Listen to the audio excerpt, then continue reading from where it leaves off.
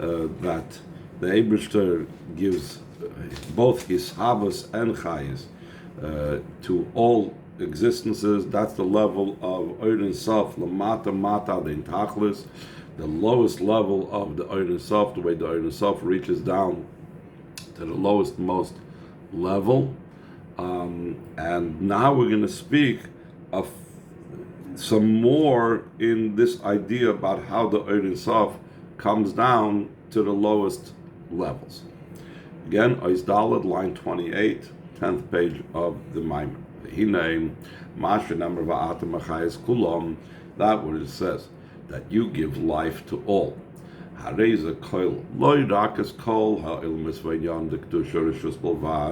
This includes not only all the worlds and all the matters of Kedusha and permitted things alone, like we were also mentioning earlier in the Maimer,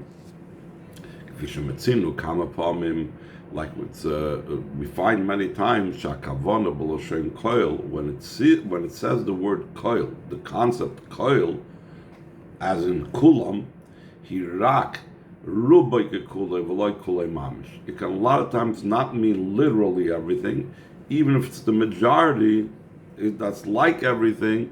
It doesn't have to be its entirety. So therefore, when it says va'ata machayes kulam, there could be room to say that kulam does not include klippas. So rather, we know that that's not the case, that the Ein Sof lamata mata den tachlis comes down, even ala koil gamas inyan klippas, also includes the idea of klippas as well, that they get their chayes from the Ein Sof. Because concerning every existence there is in the world, not just the majority, that's almost the entirety of the world, but also including also the existence of klippa, yeshna klal, there's the rule, no thing, no existence can make itself. Therefore, because the rule is a rule across the board, there's no exceptions to this rule. If so, therefore we're forced to say that also this existence of klippa is included in also what it says, that you give life, and also, like we spoke about previously, you bring into existence all things. Maybe by Maimer Masham Razal, concerning this, the Friedrich ever brings in his Maimer. What Chazal say, Shakadosh Baruch Hu Zon Mefarnis, Mikarnei Re'emim, that the Eibishter feeds and sustains from the horns of the mighty Re'em. Re'em is a very powerful, big animal. Ad Be'ekinim, till the eggs of lice. The Hinei, the horns of these mighty animals, that is the greatest and most powerful creation that the Pasuk is using over there, or the Chazal is using there as an example. And the louse eggs is the most minor creation. So it is in Gashmias, that in Gashmias it's going from the most mighty to the least, and all of those Hashem gives sustenance to. So too, it's also in the spiritual realms, from the great to the smallest. Because the Gashmias is a result and a train descent of the spiritual. So therefore, if in Gashmias it's in that way, that from the greatest to the most minor, the Eibusha sustains everything, so the same thing, it has to be in Ruchnis. Like it's brought down, the Sefer called Tu Barekas from the students of the Arizal.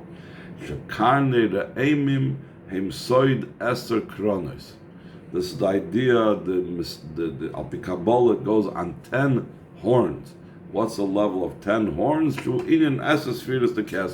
on the 10 spheres of Keser, meaning Keser is the mightiest level. And that is something. Re'em is very high. The fact that Re'em in the spiritual sense is very high, so what is that referring to? Keser. And the horns of the Re'im, that's going on the highest, most level of Keser itself, meaning the 10 spheres the way they are in Keser, the 10 kronis the way they are in Keser, the highest, most level. Tachlis Haruchnius, the ultimate and the apex and the highest level of the spiritual. Kingdom and the eggs of lice. What does that mean spiritually? Is the most minor creation, also spiritually. Why is it called minor? What does it mean, the spiritual realms minor? Minor because it has a very minor amount of godliness in it. And what in the spiritual realms is considered minor as far as godliness? When you're not klippa, that has the most minor part of godliness is klippa. Like it's brought down Priyetz Chaim Bebir in the Haruchni the Kinim when he explains the spiritual idea of lice. So he says shekinim begimatria mea ve'esrim. The word Hebrew in kinim, the Hebrew word for lice in kinim is the gematria of 120. The roim is al mea ve'esrim atziruf the Shem Elokim. It hints at the 120 different combinations that you can make from the 5 letters of the name of the Eibishter Elokim. From the 5 letters, you can make all different types of combinations, and that is the numerical equivalent of kinim. So what does it have to do with klippa? V'hainu sheshem Elokim b'gematria to have the name Elokim, which is also the numerical equivalent of the nature, the word nature. Nikra mogen al shem havaya. It's called a shield on the Shem Havaya, as the pasuk says, Kishem mogen havaya Elokim. Just like the sun has a shield, so too is the relationship between Havaya and the name Elokim. V'lechein nikra b'shem kinim milashon kinui.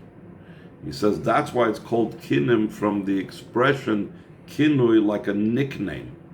Sha'kinui ba b'mekayim Hashem v'u ibud Hashem. A nickname replaces the name and it loses the name. Kimuva b'tshuvas Marik, it's brought down in a response of the Marik concerning a get. A nickname means a different name that a person is called, other than his true name, his given name. So the same thing, kinim, being from the word kinui, means that the thing that it's being naming now is losing the real name. Okay, Pirish Harav Hamagid, like the Mezritcher Magid explains, top of page Chav Gimel, the Inyan Negad Shema Avad Shmei. In the Pirkei Avos it says, someone who makes his name great, the eventual thing about that will be he will lose his name. The Mezritcher Magid has a different take on this, a spiritual take on this. Hashem was the one who wanted his name great. To enable that his name should be great, he had to have first an Avad Shmei. What does that mean? Shekadei is negad Shema, so that there should be able to be the greatness of Hashem's name. K'mayim Razal, like the Chazal say, Halach HaKadosh Baruch Hu Malach HaMesh Me'ez Shana. Hashem traveled a trip of 500 years, which is indicating the descent into the different worlds, and Ad Lamata Mata Ba'ilmas Adachtoinim, until it comes very much down here below in the low worlds. Liknois Loi Shem. The Chazal say, why did he come down into this world? To acquire for himself a name. Yet, the Mezritcher Magid says, this descent meant that Hashem had to conceal himself. Harezai de Avad Shmei. This is through the Eibishter losing Chas v'Shalom, his name. Hainu shenevad Hashem v'nishara kinui. That the name becomes lost and all that remains is the nickname, because Hashem's name has to be covered. Only when Mashiach comes, it says, that Hashem's name will become revealed. So Negad Shema, that he wanted his name to increase, first he had to be Avad Shmei, he had to lose his name, he had to cover it up. V'nimtza shekinim, or be'ekinim, moiral inyan HaKlippus, indicates the idea of klippus which conceal Hashem's name. The Rebbe says in Ha'ara Yud Beis an interesting thing, that v'lachein b'Mitzrayim hoya makas kinim, That's why Mitzrayim needed to have the makkah of kinim. From the wood itself, you make the handle of the axe to chop down the tree. The same thing, Mitzrayim, which was a result of the level of kinui and the level of Hashem's name being disguised, and it's only a nickname. Hashem's name is not revealed. It had to be countered with its own very thing. The kinim had to eat up Mitzrayim. Only through the kinim makkah that destroyed Egypt and that undermined Egypt, that's how there could be the Yidden going out of Mitzrayim. It's the idea of going out of constraints and boundaries and limitations. Back to line 7 in the text. Shagam Sham, also there in the Klippos, the Bei Kinim, which signify Klippos, like we said before. Also over there, Nimshach Ha'or V'chayis Aliki, comes down the light and the godly life force. As we say, that's the meaning. V'atem Achayis Kulam, it comes down also in the Klippos. Valderech Maimer Azal, similar to what the Chazal say. Ein Oid Movade. What does it mean? The pasuk when it says there is nothing besides him. Va'afilu Chshofim. Even magic is something that is part of his realm, part of his control, though it seems externally that it's something going against him.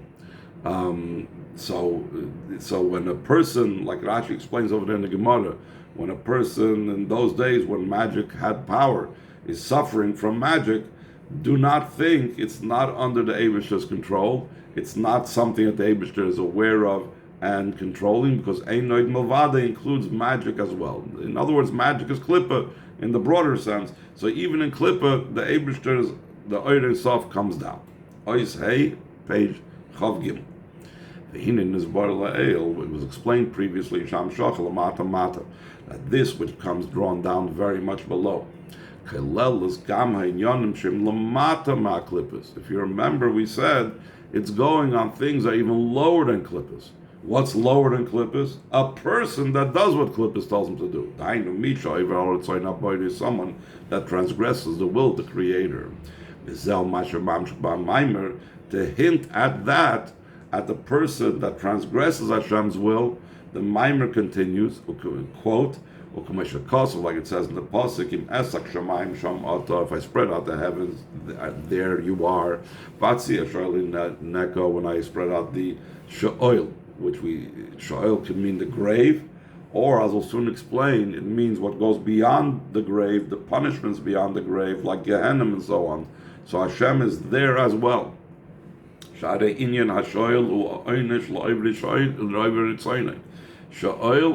is the punishment for those that transgress his will. Down on the bottom of the page, footnote Yud Gimel. It's brought down in Chazal that the She'oil was created in the second day of creation. Shaboy Nivras Machlokes. We know the second day of creation was when dispute was created. As opposed to the first day, which is not just called first, but it's called day one because it's about oneness. Hashem was single in his world, as opposed to the second day where you had division, you made a separation between the upper waters and the lower waters.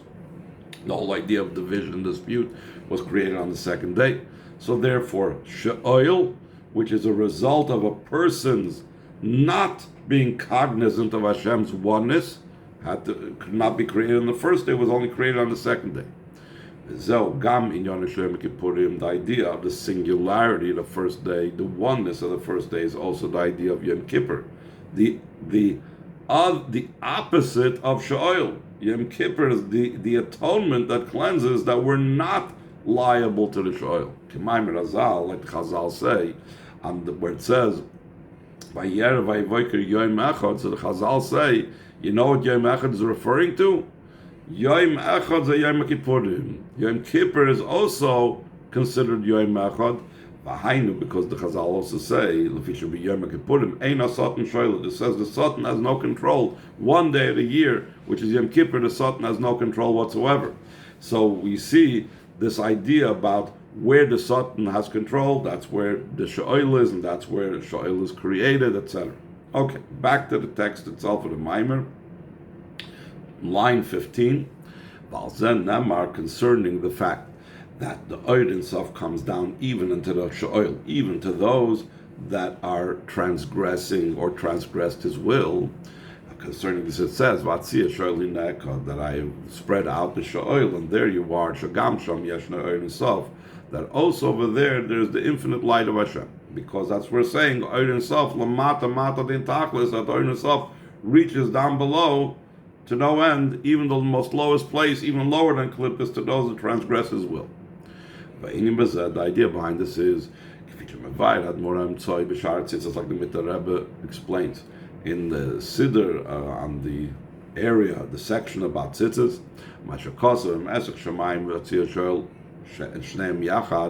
Why does the pasuk combine and speak about them both together? If I will go and spread out to the heavens, you are there. In the grave or in the Shoel and Gehenna, you're there. So, just like if I will spread out to the heavens, you're there. The same thing if I spread out into the grave, into the Gehenna, you're there. Mamish, you are the same. Equal to where it was in heaven. If it wasn't included in the same pasuk, we would say that there are differences. In the heavens, there's more Oyin Sof, and in the Sha'il, there's less Oyin Sof. Down on the bottom to footnote Yudalid, V'hainu, the Geshem Oyin Sof, U'lamailad and Ketz, U'lamata din Tachlis, just like we say, and we equate that the Oyin Sof is the highest to no end, and the lowest to no end, and we don't differentiate. We say it's different the way it's in the highest than the way it's in the lowest, but we equate it. So the same thing concerning those that do things that are even lower than Klippa. This next page by the footnote, continuing, there's a state in his avoida and so on, where if I spread out the heavens, there you are, al derech l'mayla den ketz, similar to the idea that we say about the Oid Sof is highest, the highest most level. There's a situation where I spread out the grave, the Gehenna, and over there also where a person is doing things related to Gehenna, it's also the Eibishter is there, al derech lamata dein tachlis, that's similar to below to no end. So back to the last two words on the previous page, like it's explained by, like he explains over there, Baruch, at top of page Chav Daled, that this, in the opposite, in opposition to that, Eibishter made. Therefore, there's a certain type of equation and corresponding between the two. Therefore, just like in the ultimate ascent of holiness. That's the idea of the horns of these mighty animals called the Re'emim in the spiritual. Yeshna Indian Cyrus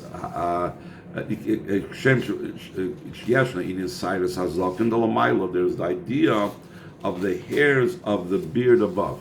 We're talking about Karnei Re'emim, that's in the level of Keser. Over there's hairs of a beard. Like it says, the Atik Yoimin Yisiv, that the Atik Yoimin, the Ancient of Days, is sitting. Levushik is like Chivor, this is all on a Nevu of the Nil. He's sitting, and his garments are like white wool, like white snow. And the hairs of his head is like clean wool. The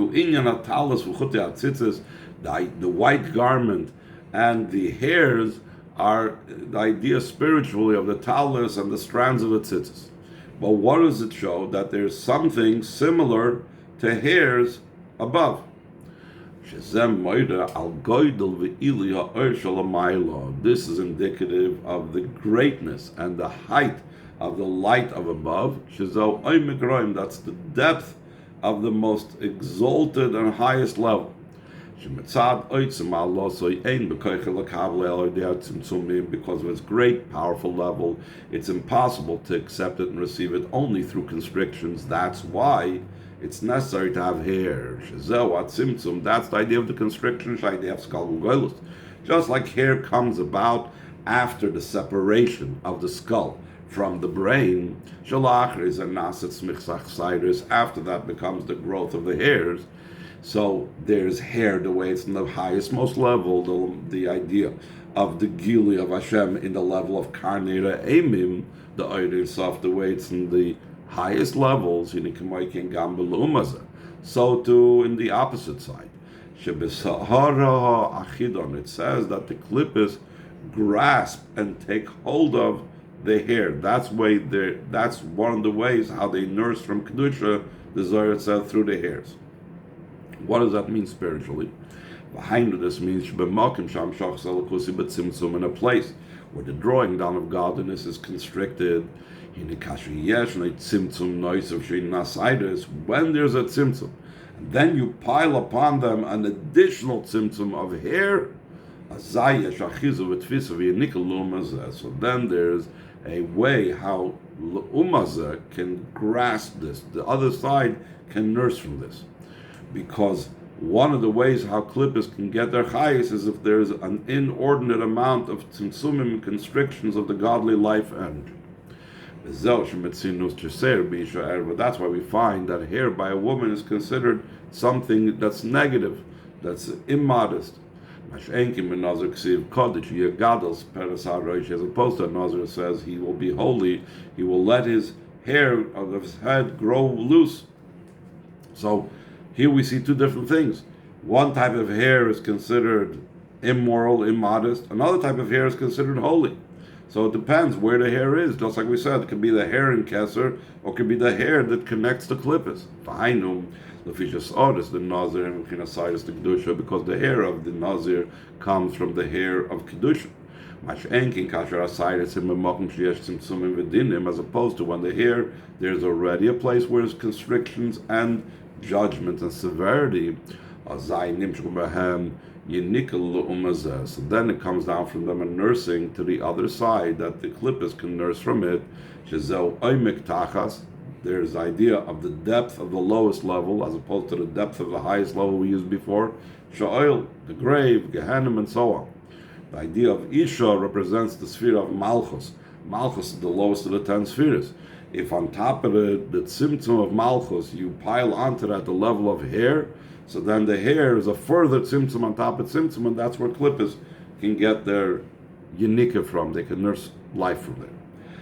Then more concerning is it says that when I spread out the grave, there you are. Like Yoina said,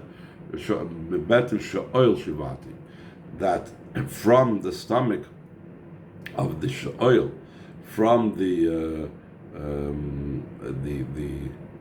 grave, because he was inside the stomach of the whale, he felt like he was dying over there. He called out to Hashem. Hainu, what does it mean? He calls out to Hashem. Shegam metoich hashoil deherter alakus.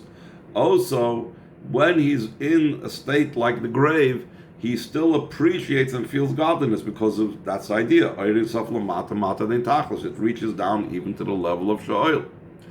Now the Rebbe in footnote Tesvav on the bottom says, but there's still a difference than what we said before, Vatzia Shoel Hineka, how the Eibishter comes down to the Gehenim versus how Yoina called out from the stomach of the whale.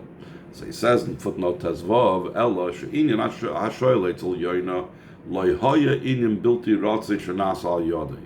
The grave, the Shoel by Yoina, was not something negative that he created that, like a Rasha creates their own Gehenim, just like the Tzaddik creates the revelations of Gan Eden, so too the Rasha creates their punishments in Gehenim. They create the bad Malachim and etc. etc.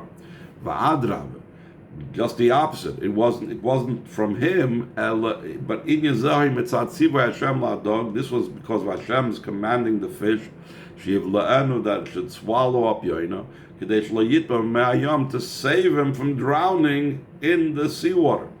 Because it was by Hashem's command, it wasn't by something negative that Yoina did. It's not such a novel thing. that also from within the grave, from within the shoyl, he recognizes godliness. And the main novelty, the main chiddush is also when I spread out the grave in Gehenna, when the person on his own, because of his own things, he enters the shoyl because of his sin. Still in all, over there the Ein Sof is there, and that's a bigger chiddush than the case of Yoin. Back to the text, last line of the text, line 24. The Yisraelim is even more so, like it says, that he brings them down into Gehenna and then he raises them up. Like it's explained over there, that this descent is for the sake of an ascent. That the ascent, what it says afterwards, he will go up, is comparable to the descent. Meaning, Vahainu, line 3 on page Chafei, from the punishment of that he descends into the shoyl itself, it's understood the great elevation that occurs through the descent, because since it's such a terrible punishment, it must be the ascent is so much greater. Why? Who says there has to be an ascent? Because it's known that the punishments of the Torah are not just punitive, heaven forbid. The Torah is a Torah of kindness, and because the Torah is a Torah of kindness, every part of Torah is kindness. Even the punishments that Torah tells us about is also kindness. What's the idea of the punishments? That its goal is that the person should be repaired through it and he should return to a state of goodness. So much and so great is the ascent that occurs through the punishment in the that for this sake, it's for the ascent's sake, it's worth it. Even the idea of going into Gehenna, like we mentioned before, it's going even lower than a place of Klippa, like we said before. The Chazal say that there was Elisha ben Avuya, because he studied so much Torah after he died, even though he was a terrible person, he did terrible things. They didn't know what to do with him. They couldn't send him to Gan Eden because of all the terrible things he did, but they couldn't send him to Gehenna because of all the Torah that he learned. So he was just like lost. He was like stuck in no man's land, until they came along and they said, you know what? It's better, mutav de l'daini. It's better for him to be judged and go into Gehenna, so that he should eventually be able, through this process of purification, Gehenna, come to the world to come to Gan Eden. So therefore, what do we see from this? Since we know Gehenna, the Sha'il, is a very terrible and difficult judgment, how they move it, so it's understood, the quality of the pleasure and the light and the goodness that they would reach. To say that it's worthwhile to go through terrible punishments of Gehenna, it must be that the Gan Eden is so much greater and so much more wonderful. Because move on from all of the above, it's understood. Even in the most lowest place, until a person that does sins, he does the ultimate sin, or in an ultimate way, like we explained earlier in the Maimer, that with the power of Torah, he's saying halacha that's the opposite of Torah, meaning he's taking Torah itself and misusing it. Through matters of holiness itself, he's increasing power in the Klippa. Also there's a drawing down of the Eir Sof. It comes down below to no end. Continuing with Shem next week.